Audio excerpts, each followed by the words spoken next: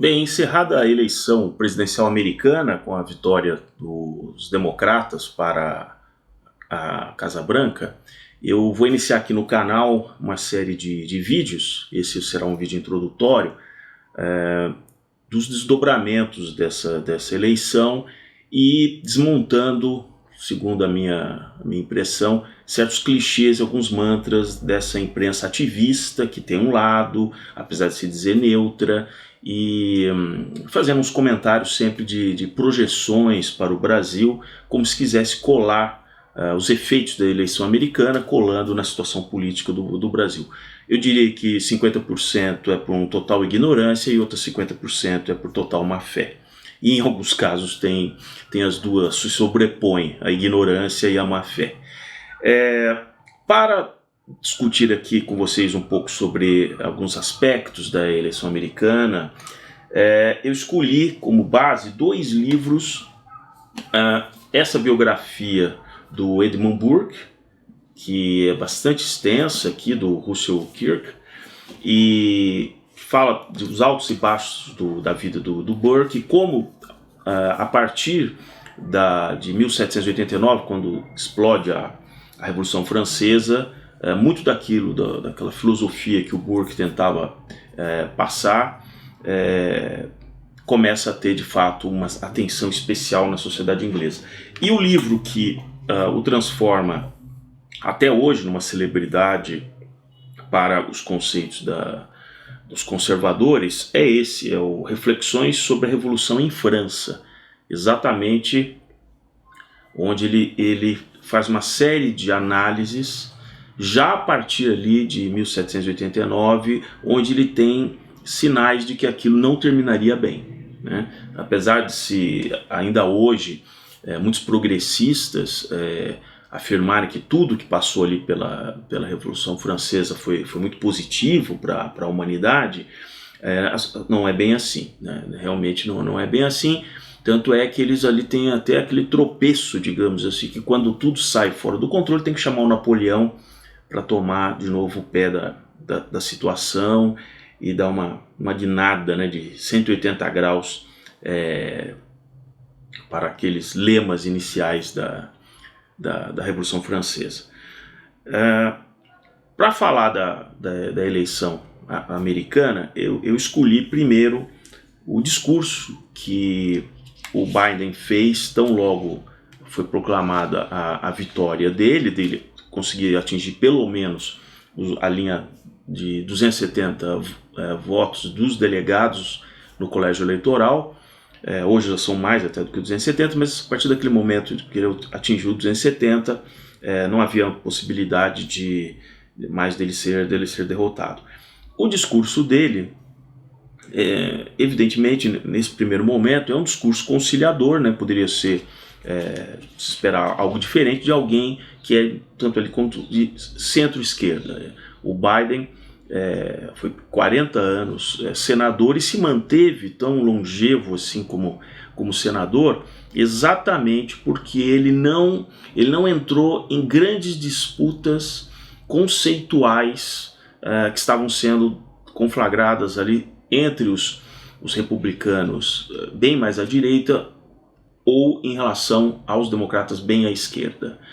Exatamente pelo sistema bipartidário, existe um número, principalmente na Câmara, com 435 representantes, há um grupo republicano também de centro, que se soma a um grupo democrata também de centro. Então, nas questões que não são tão polêmicas, que não são tão ideológicas, há uma maioria, mesmo entre republicanos e entre democratas, que acaba se acertando e votando em conjunto. E o Biden faz parte desse grupo, né? Então, o discurso dele, ele usa aquele jargão de dizer que o povo falou, né? Porque ele, na verdade, de uma maneira subliminar, ele remete à Constituição americana, que começa como nós, o povo, né?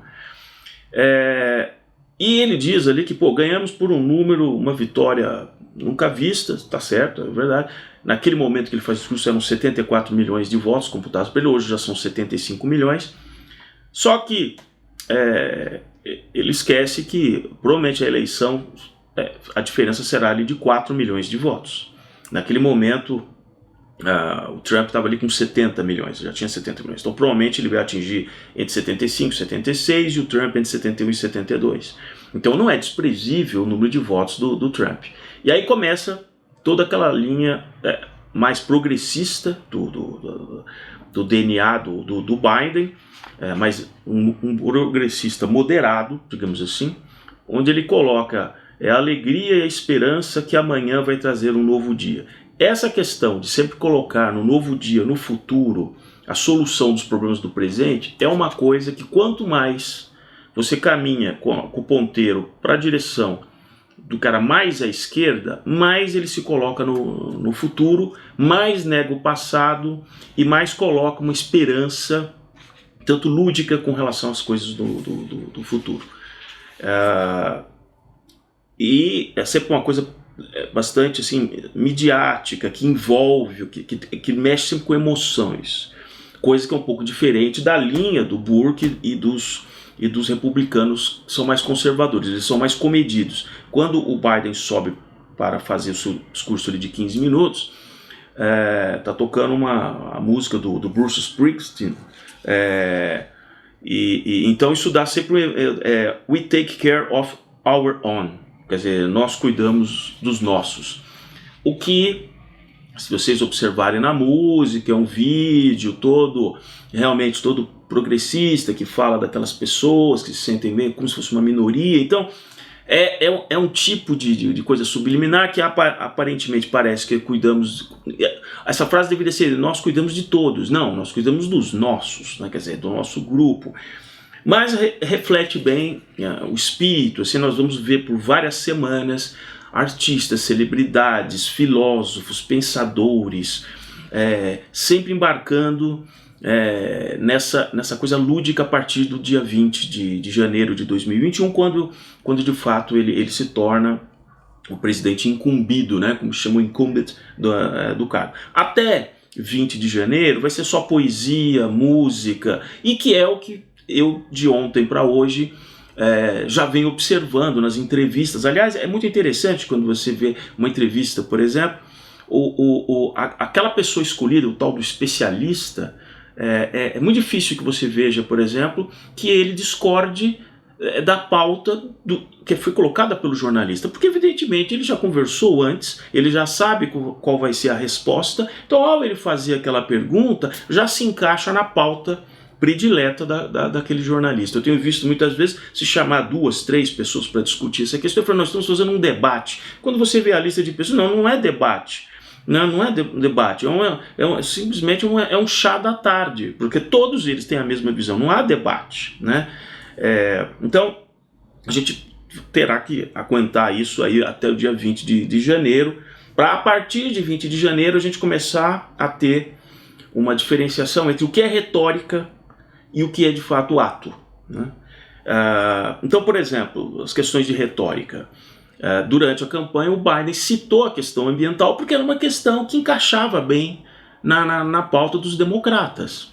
E aí ele cita o Brasil, porque estava havendo toda aquela polêmica com relação às queimadas, e ele cita, não, nós temos que trazer o Brasil e tal, nem que seja pelo bem ou pelo mal.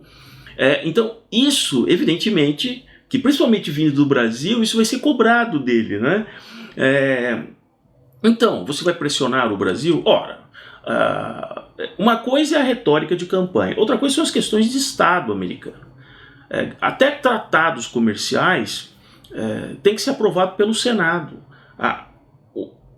O poder que o presidente americano tem comparado ao executivo brasileiro, ele é muito menor, ele é muito mais travado, ele tem algumas prerrogativas que aí sim, com questões de guerra, de Estado, tem muita coisa que ele pode tomar decisões em função de risco.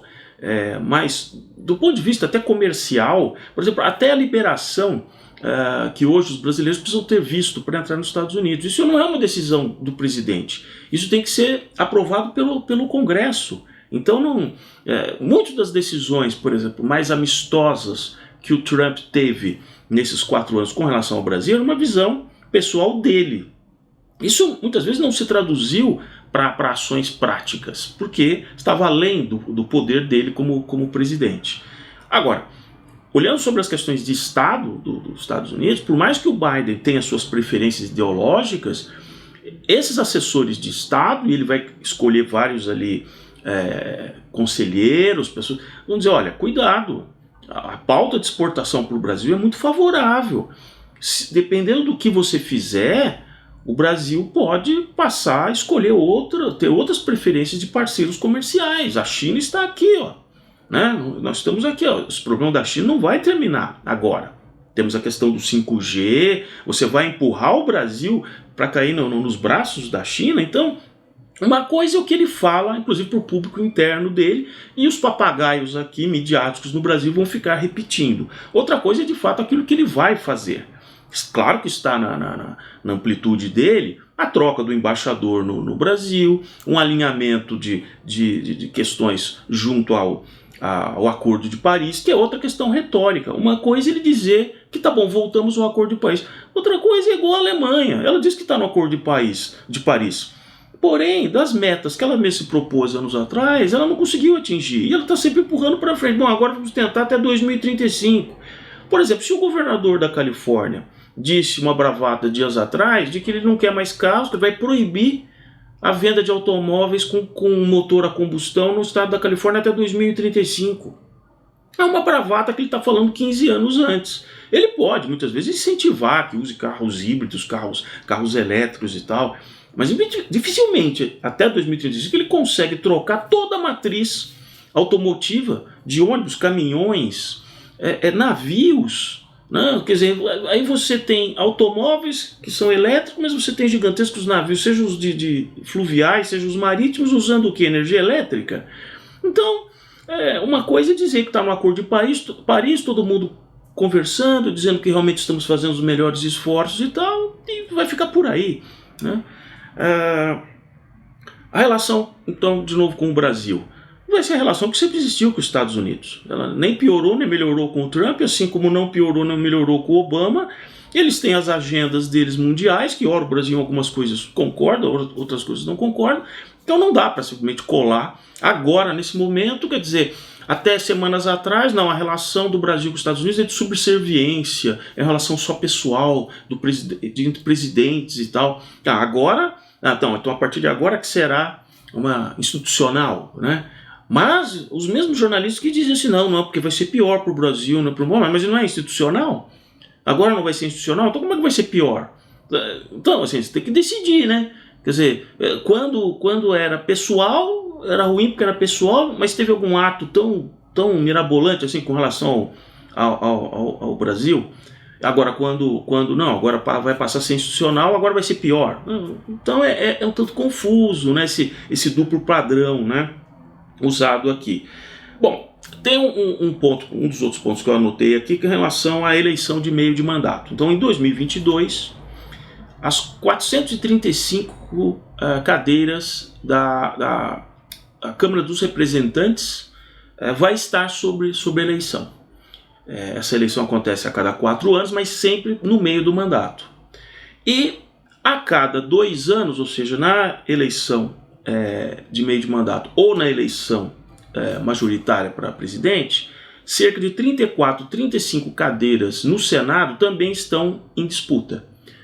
Ou aquele senador consegue se manter no seu estado como senador, ou há a troca porque ele perde para outro que está querendo a vaga dele. Sempre nessa proporção, ou seja, como são 100 senadores, então o mandato de senador é de 6 anos, então a cada 2 anos, cerca de 1/3 vai sendo colocado ali em disputa.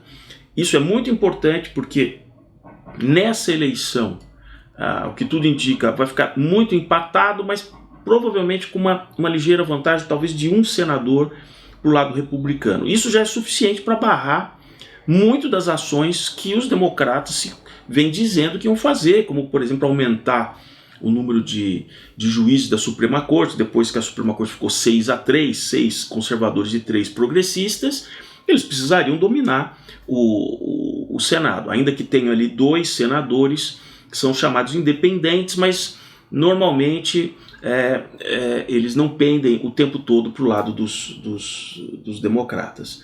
Então, uma coisa que é muito importante e que provavelmente nessas entrevistas de especialistas nos próximos semanas, não vai se dizer o seguinte: olha, esses 70 e poucos milhões de votos que o Trump teve, eles não vão desaparecer. Não adianta os democratas virem com essa história, que a esquerda é muito pródiga nisso. Sempre que termina uma eleição, quantas vezes nós vimos isso? Não, agora estamos todos juntos e tal, né? Simplesmente é para diminuir a temperatura, né? Mas eles não vão desaparecer. O Trump pode deixar a Casa Branca, mas o trumpismo continuará existente nos Estados Unidos. Na primeira manifestação de rua que os antifas ou Black Lives Matter eles cometerem alguma manifestação mais desordenada, esse lado que não concorda, que votou no Trump, é o lado da lei e da ordem. Então aí sim o Biden vai ter que sair da retórica e ir para a ação, porque no discurso ele agradece o Black Lives Matter, né? Só que aí ele tem que tomar bastante cuidado, porque como eu já disse em outras ocasiões, esses movimentos que não tem não é um movimento sindical, não é um partido político, ou seja, é um movimento um tanto quanto fluido, ele começa se pegando num item que parece muito justo, honesto, que é o que o Edmund Burke ele trata com relação à Revolução Francesa. Parecia ali no começo que era uma questão, com fome, estava um ambiente muito frio, recorrente vários invernos muito rigorosos, e as pessoas de rua precisando de pão, o pão já estava acabando, então parece que aquilo começa com a fome, mas não.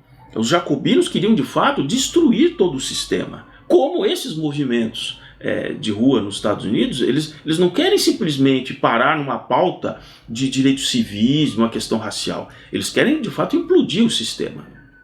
E aí é que o Biden vai ter que sair dessa retórica, que é bastante coerente com a experiência que ele teve em 40 anos dentro do Senado. Ele está ali conversando com outros 99 senadores. É um grupo muito seleto. E ele sendo uma pessoa de centro, é claro que ele tinha um trânsito bom de um lado e de outro. Agora é diferente. Agora ele vai estar no executivo. A agenda, a urgência, por exemplo, ele de cara diz assim: na segunda-feira, vou montar uma equipe de cientistas especialistas. Vamos construir um plano baseado na ciência e na compaixão para tratar a questão do Covid e tal. Ora, ele agora vai estar num ponto em que assim, tem estados que vão concordar, tem estados que não vão concordar. O federalismo nos Estados Unidos é muito mais poderoso do que nós vimos no Brasil. No Brasil, por exemplo, o nosso Supremo diz: não, os estados, os municípios é que cuidam, eles que decidem. E depois se ficava acusando que o governo federal tinha que coordenar tudo. Mas coordenar como, cara pálida? Coordenar como? Quer dizer, você vai coordenar desde que se concorde com aquele grupo de pessoas que usavam aquele jalequinho do SUS e vinha sempre dizendo no fim da tarde: vai ficar muito sério, os próximos 15 dias serão muito desafiadores. Bom, aí, se fosse dizer legal, vou coordenar, aí vale. Agora, quando você diz: não, acho que não tem que ir por aqui, acho que não tem que fechar, não, aí não serve.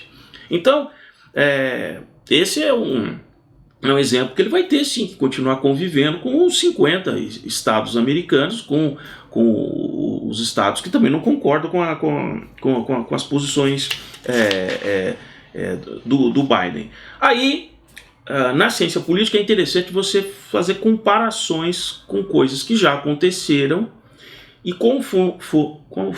quais foram os desdobramentos, evidentemente considerando o contexto histórico, social de momentos distintos. E na sociologia se vê que fatos históricos semelhantes não levam necessariamente a consequências semelhantes. Depende muito de certos contextos que estão presentes numa situação e não na outra.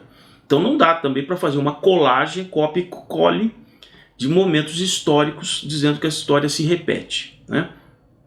Agora, existem algumas coisas que a gente consegue comparar de um momento ou outro. E eu escolhi, para fazer essa comparação do que eu vejo, algumas características que podem nos ajudar nos próximos meses a ir fazendo uma análise de fato do que, para que lado está caminhando o governo do Biden. E aí temos que lembrar que a maior trunfo dos democratas é ter conseguido colocar alguém mais à esquerda como vice do Biden, a Kamala Harris. Então ela está lá, ela vai assumir inclusive a presidência do Senado, independente se o Senado for majoritariamente republicano ou democrata, ela assume como presidente e ela faz o voto de Minerva. O que não vai ser muito difícil em algumas situações, talvez ter que ter o voto, porque a proporção de cadeiras, como eu disse, talvez esteja com uma diferença para os republicanos, né? Talvez fique ali 51 a 49, digamos assim.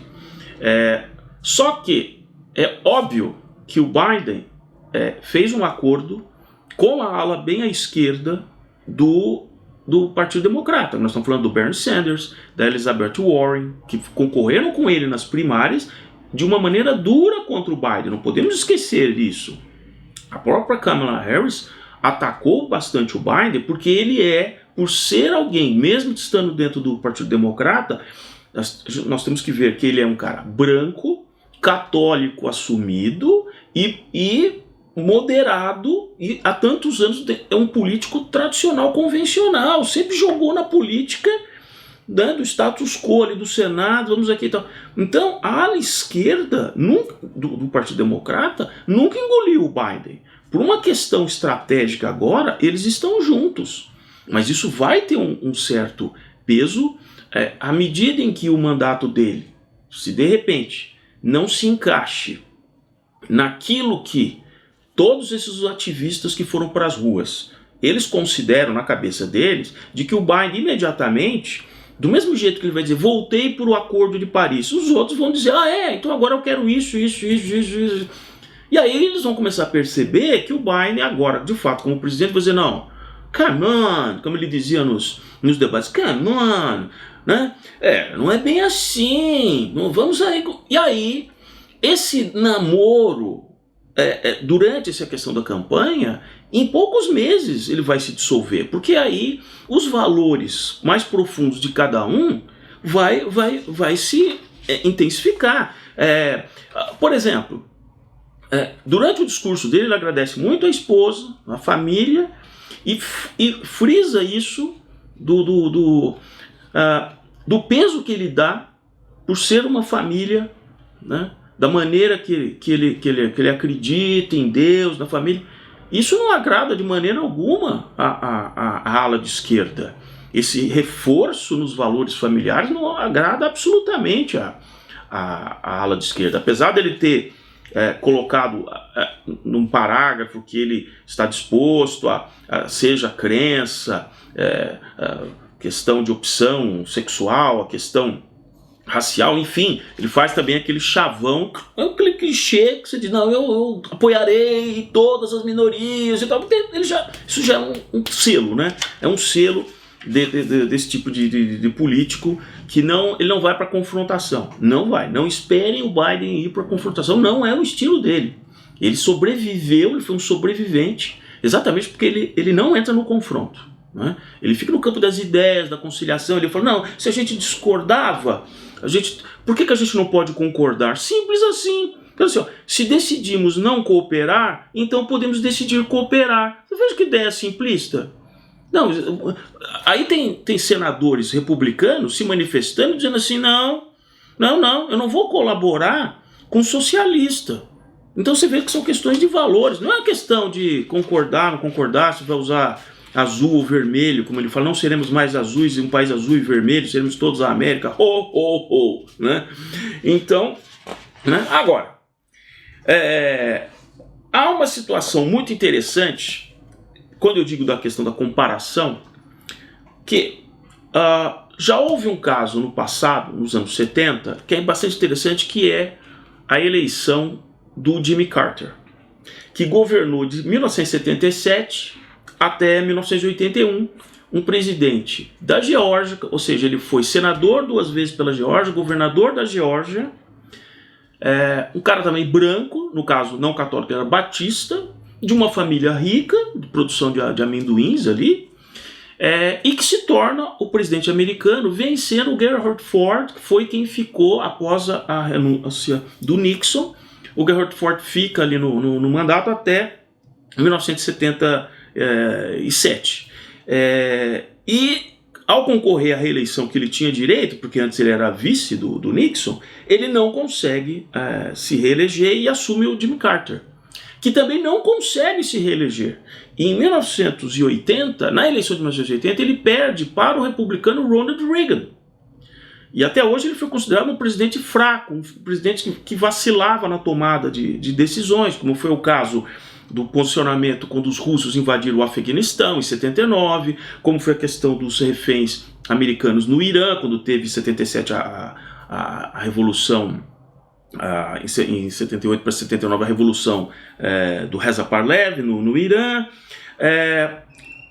Havia um cenário econômico difícil que o Carter tinha herdado. Eles estavam entrando num processo de estagflação, ou seja, baixo crescimento econômico com inflação, e ele não conseguiu debelar isso. A situação econômica americana hoje, vocês devem saber, ela vinha melhorando até o começo de 2020, e ela andou para trás ao longo de todo esse processo da pandemia. E quando o Biden fala, vou chamar especialistas e cientistas, que temos que cuidar primeiro do vírus e depois da economia, isso me deixa já com um sinal amarelo.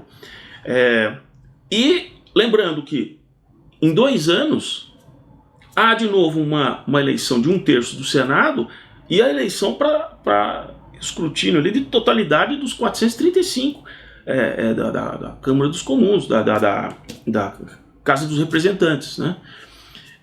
Se ele não tirar os Estados Unidos do buraco nos próximos 2 anos, muitos daqueles que votaram, na verdade, contra o Trump, eliminado a questão do Trump, agora eles vão votar contra o Biden, votando nos seus representantes do seu estado para dizer, bom, então eu vou votar de repente eu vou votar, apesar de eu ter votado contra o Trump, eu vou votar num deputado republicano, porque esse negócio está indo muito mal aqui no estado.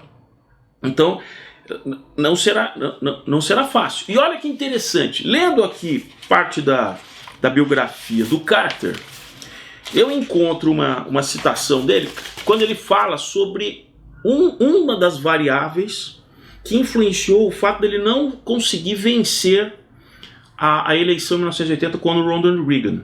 Ele, em 1980, nas primárias do Partido Democrata, mesmo ele sendo o presidente que queria uma chance para a reeleição, não foi fácil ele ser indicado. E ele diz o seguinte, que boa parte das críticas mais assíduas que ele recebia vinham da ala esquerdista do Partido Democrata.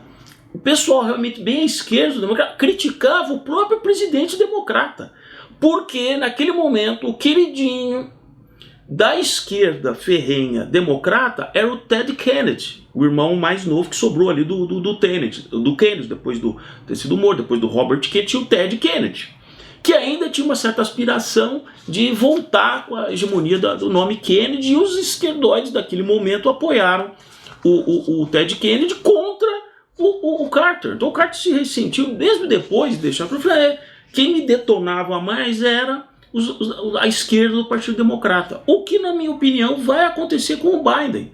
À medida em que ele não vai na velocidade em que ele gostaria de atender os anseios da esquerda democrata, ele vai começar a ser criticado. E, de novo, essa esquerda dos democratas pode, da mesma maneira, daqui a 4 anos, por exemplo, dizer, não, nós não vamos te apoiar, nós vamos votar na Kamala Harris, por exemplo, para ser a candidata democrata.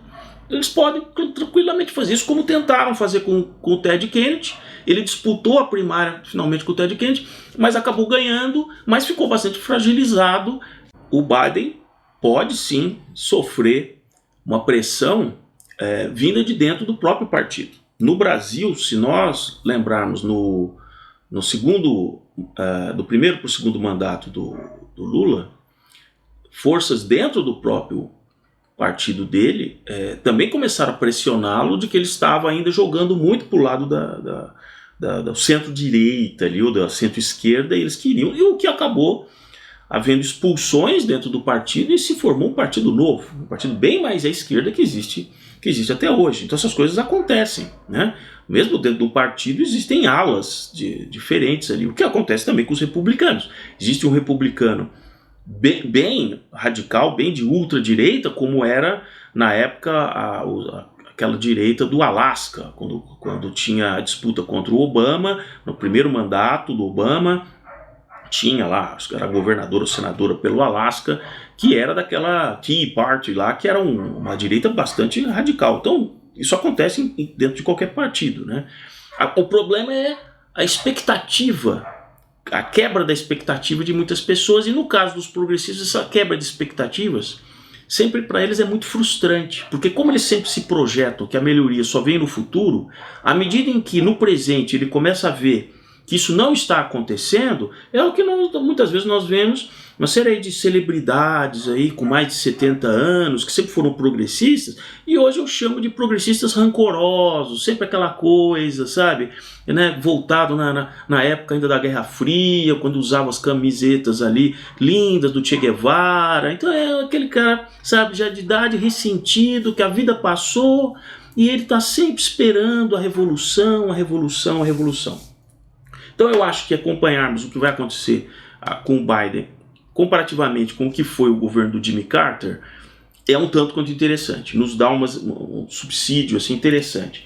E para encerrar, esse vídeo eu vou ler aqui um breve parágrafo que eu achei muito interessante no livro do Reflexões sobre a Revolução em França.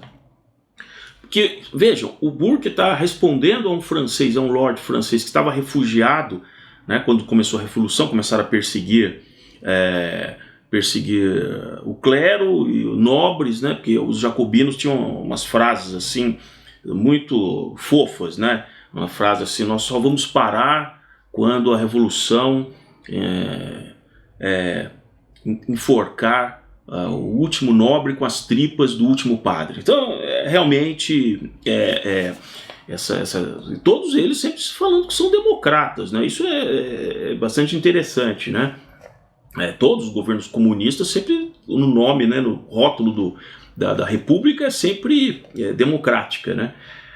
Então, como ele tem o lema, né, de igualdade, liberdade, fraternidade na Revolução Francesa, o Burke ele faz uma longa explanação de que ele falou assim: olha, é igual um líquido que está em ebulição, você tem que esperar para enxergar melhor o que tem ali. É uma ideia muito inteligente dele. Antes que você tome um juízo de valor a respeito daquele líquido que está em ebulição, você não está enxergando direito do que é. Deixa ele acalmar e você vai conseguir ver se tem alguma coisa ali dentro, que tipo de coloração que é aquilo, né? Então ele fala assim: quando começa a falar da liberdade, esses valores, eu prefiro esperar ver na prática como é que você vai implementar isso que você está dizendo. Então é muito interessante, é aquilo que eu digo da diferença da cabeça do conservador, que ele diz assim: não, peraí, vamos tentar resolver, me diz como é que você vai resolver essa situação, em vez de ficar provando, dizendo que eu preciso de mais dinheiro, eu preciso de um plano, eu preciso de uma carta aqui, né, que são sempre esses planos um tanto quanto utópicos, né, que eu vejo até agora na eleição presente, da eleição municipal, grandes entrevistas, grandes debates, chamados debates em rádios, em coisas, onde eles nunca falam sobre o dinheiro, sobre que parte do orçamento será remanejado para conseguir executar o que eles estão planejando. Sempre muito curioso essa parte. Então, na questão da liberdade, o Burke ele diz assim: o efeito da liberdade é de permitir aos homens fazer aquilo que lhes agrada. Tá certo, então você prega a liberdade, então o efeito da liberdade é de permitir aos homens fazer aquilo que lhes agrada. Vejamos, pois, o que lhe será agradável fazer antes de nos arriscarmos a cumprimentos que muito cedo talvez devam ser convertidos em pêsames. Então ele é muito sutil, porque ele alerta, ele fala assim, porque o cara está falando em liberdade, ou porque nós estamos falando que nós somos democratas, ou porque... Antes de cumprimentá-los, e com o risco de que isso se transforme depois em pêsames, vamos ver exatamente o que você quer fazer. Porque por enquanto você está falando. Vamos ver como você vai fazer isso e se vai ser exatamente da maneira que você está propalando agora. Então ele continua. A prudência nos ditaria tal conduta, ou seja, de ter cautela antes de já sair aderindo a movimentozinhos de rua, que tem uma causa boa, né, bacana e tal. Então a prudência nos diria tal conduta se tratasse de indivíduos separados e isolados.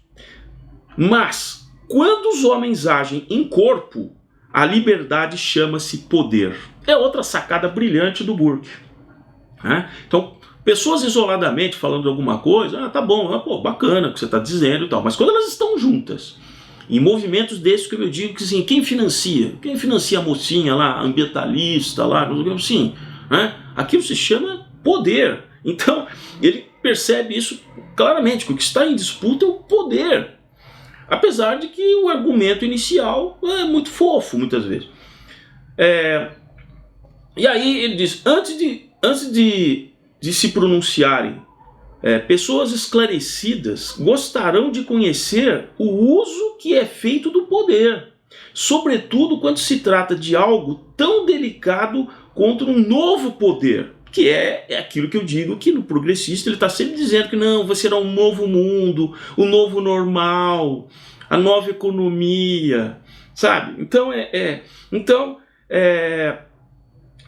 um novo poder confiado a novos depositários que conhecem pouco ou nada dos princípios, das características e das disposições do poder. Porque, claro, muitos desses que estão na rua, estão jogando pedra, estão gritando, vocês veem em vários vídeos que saíram após a declaração da vitória do Biden, o que essas pessoas conhecem de sistema partidário? O que muitas delas fizeram em conjunto? Elas só sabem fazer aquilo, sair em cima de um veículo com bandeiras. Que experiência de fato legislativa ou na Câmara da cidade onde ela reside? Então é isso que o Burke está dizendo, que se trata de algo tão delicado quanto um novo poder confiado a novos depositários que conhecem pouco ou nada dos princípios, das características e das disposições do poder, e em circunstâncias nas quais os indivíduos que mais se agitam talvez não sejam os mais capazes de ação. Isso também é uma frase interessantíssima. Quer dizer, é isso que eu falava, que o Biden, entre a retórica que ele fala, e lembrando que assim, ele já não é senador há 12 anos, foi desde quando ele se tornou vice-presidente. Ele já não é mais o dia a dia ali como senador. Então, se a visão que ele tem dessa harmonia, do que ele vai dizer, do que ele vai falar, é uma coisa de 12 anos atrás, muitas vezes, que já está no passado. Então, para esse vídeo, eu queria deixar só essa mensagem, que prestem atenção, que nesses meses até 20 de janeiro de 2021, o que nós veremos é sempre ideias, comemorações, conclusões de fatos que parecem que já estão concomitantemente amarrados, e que como se a história simplesmente fosse inevitável, de uma virada total. Algumas pessoas disseram, não, é uma virada. Eu disse, não, eu diria que a guerra, de fato, a guerra iniciada pelo trumpismo, ela de fato ela começa agora.